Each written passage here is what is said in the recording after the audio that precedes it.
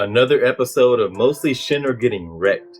What's up, y'all? It's your man, that dude, bringing you guys another video. Hey, giving out free subscriptions down below, so go ahead and click that button. I'd appreciate it.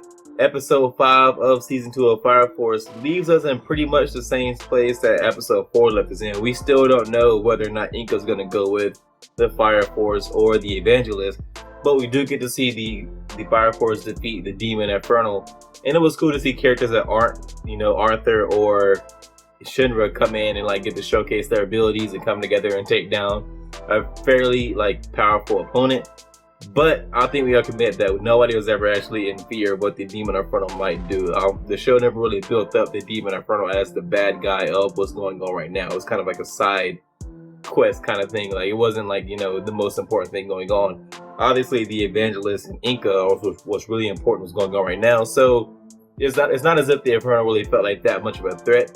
But it was cool to see everybody come together and work hard and come up with a plan to defeat the Infernal that didn't have them relying on Shinra's powers or Arthur's powers, some of the more powerful characters. So I didn't mind it. It was just fun to see. Shinra still, for the most part, is just getting absolutely stomped by Charon. It's still funny to see for 3 episodes now. He's just basically getting stomped to the ground by Charon. Although we do get to see that Shinra is figuring out Charon's abilities. We learned that Charon is actually a 2nd generation pyrokinetic. He's not a 3rd gen, so he can't create his own flames. What he does is he absorbs the heat energy from other people's flames, and he can redirect that and back onto you. But he can't create his own flame. So Shinra basically figures out that, hey, there's a moment between him absorbing the heat energy and him redirecting it, where he's vulnerable to attack. And so once Shinra figures that out, he knows that, hey, Charon's not invulnerable. There's stuff he can do to cause damage to Charon, and he goes about timing it, and we get to see him actually inflict damage on Charon. But Charon, being as big and strong as he is, basically just comes back like the Undertaker and smacks Shinra aside again. So Shinra's gonna have to do something a little more powerful. I guess he's gonna have to come up with something a little more powerful than what he did the first time to take Charon out, because Charon is just too big and strong for Shinra. I've been saying it for the past few videos. He's just too big and strong.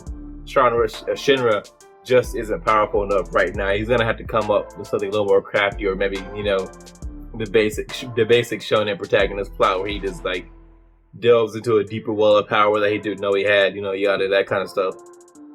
But he's gonna have to do something to defeat Charon, because Charon's just too big and powerful for him right now. Being that Shinra hasn't defeated Charon yet, I'm assuming Shinra will eventually defeat Charon, just because of what the show is and Shinra being the main character.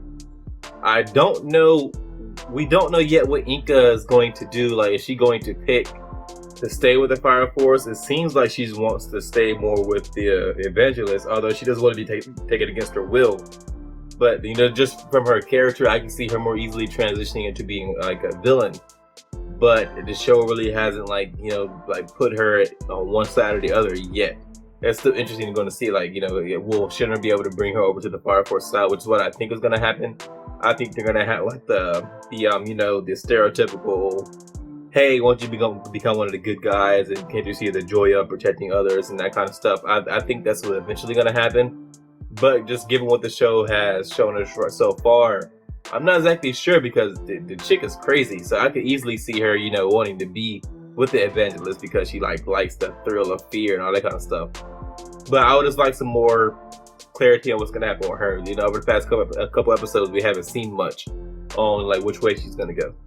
There isn't actually much to talk about in this episode. We got some great visuals in the fight between Charon and Shinra, like we did in episode 4, and we get to see the Fire Force come together to take down the Demon Infernal. But other than that, not a lot actually happens as far as progressing the plot, and I don't mean that in a bad way. Sometimes you need episodes like this to really focus in on the moment. Not everything has to be kind of a grander plot, kind of building, that kind of stuff. So it's not really a complaint. I'm just saying not that much actually happens in this episode. I would have preferred to got more Arthur versus the other chick and the Evangelist and that kind of stuff, but we didn't get to see that more of his fight with her. We'll probably get more of that in episode 6.